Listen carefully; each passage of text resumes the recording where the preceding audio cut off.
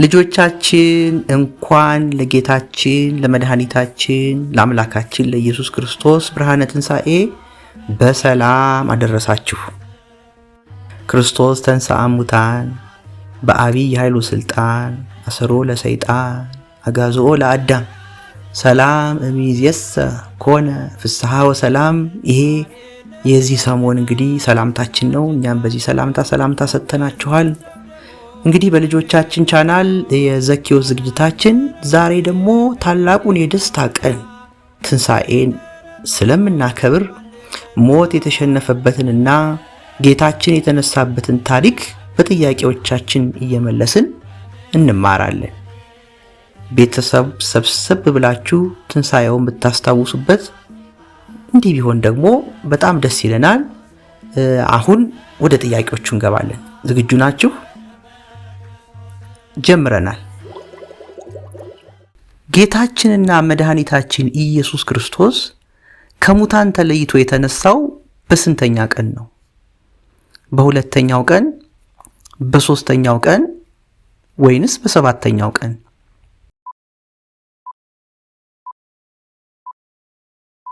በሶስተኛው ቀን ነው ካላችሁ በትክክል መልሳችኋል።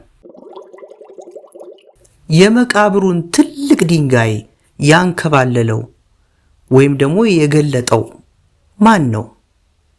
ጴጥሮስ፣ የእግዚአብሔር መልአክ ወይንስ ወታደሮቹ?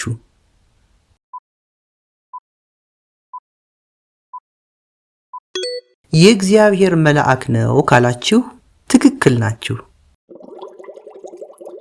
በማለዳ ሽቶ ይዘው ወደ መቃብሩ የሄዱት እነማን ነበሩ? ቅዱሳን ሐዋርያት፣ ቅዱሳት አንስት ወይንስ ፈሪሳውያን?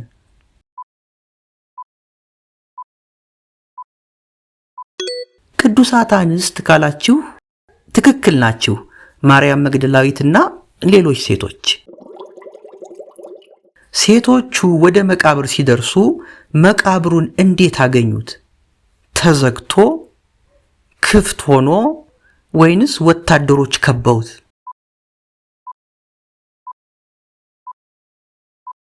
አዎ ክፍት ሆኖ ነበር ሲደርሱ ካላችሁ ትክክል መልሳችኋል።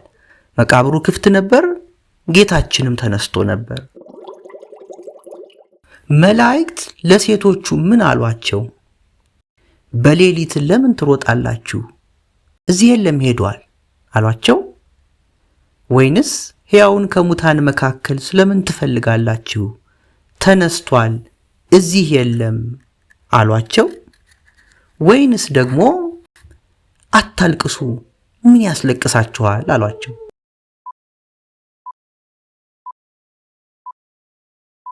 ሕያውን ከሙታን መካከል ስለምን ትፈልጋላችሁ?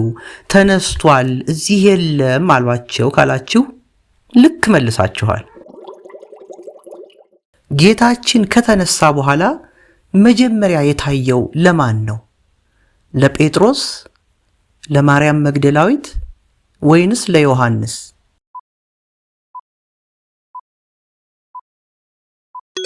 ለማርያም መግደላዊት ነው ካላችሁ ልክ ናችሁ።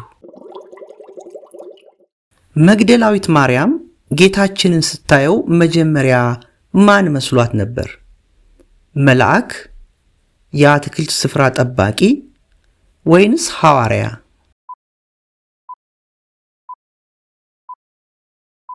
የአትክልት ስፍራ ጠባቂ መስሏት ነበር ካላችሁ በትክክል መልሳችኋል። ዮሐንስና ጴጥሮስ ወደ መቃብሩ ሮጠው ሲገቡ ምን አዩ? ጌታችንን፣ የተገነዘበትን በፍታ ወይንስ ወታደሮቹን?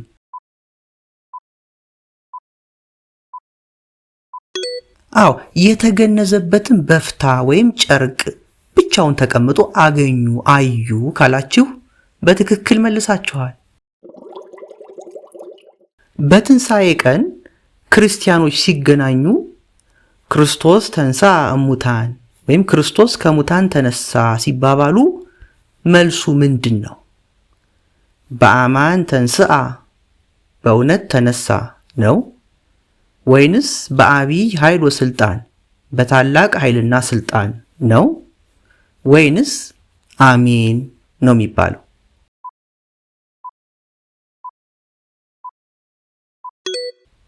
ክርስቶስ ተንሥአ እሙታን ሲል ጠያቂው በአብይ ኃይል ወስልጣን ነው የሚባለው ካላችሁ በትክክል መልሳችኋል። ከዚያ ግን አሰሮ ለሰይጣን ሲል ጠያቂው አጋዝኦ ለአዳም ብላችሁ ትመልሳላችሁ። ሰላም ሲል ጠያቂው እሚእዜሰ ብላችሁ ትመልሳላችሁ። ኮነ ሲላችሁ ደግሞ ፍስሐ ወሰላም ትላላችሁ። እናንተም ደግሞ ጠያቂ ሆናችሁ ሌላው እንደዚህ ብሎ ሰላምታ እንዲሰጥ ታደርጋላችሁ። ይሄ ለ50 ቀን ሰላምታ የምንሰጣጥበት የቤተ ክርስቲያናችን ስርዓት ነው። ፋሲካ ማለት ምን ማለት ነው? መብላት፣ ማለፍ ወይንስ መጫወት?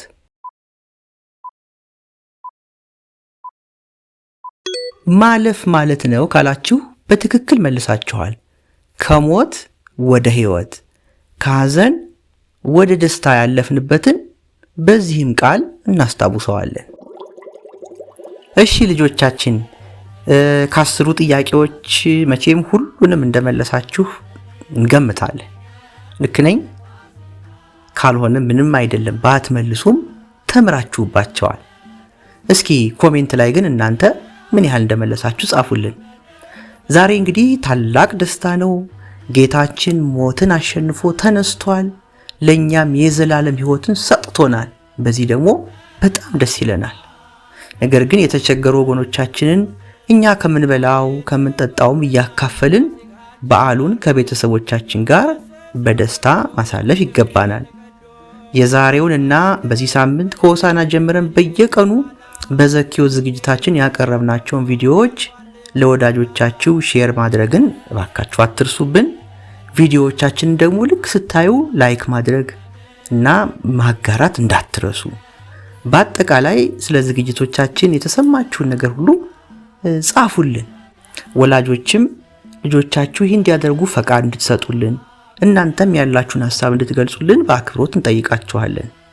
በልጆቻችን ቻናል ለበዓል እንዲሁም በመደበኛነት በየሳምንቱ የምናዘጋጃቸውና ለእናንተ ለልጆቻችን የተዘጋጁ ጣፋጭ መርሃ ግብሮችን ደግሞ ተከታተሉ፣ እንዳያመልጧችሁ። ቻናላችንን ፈተሽ አድርጉት። መልካም የሆኑ በጣም ብዙ አስተማሪ ጉዳዮች አሉ። መልካም የትንሣኤ በዓል ከመላው ቤተሰባችሁ ጋር ይሁንላችሁ።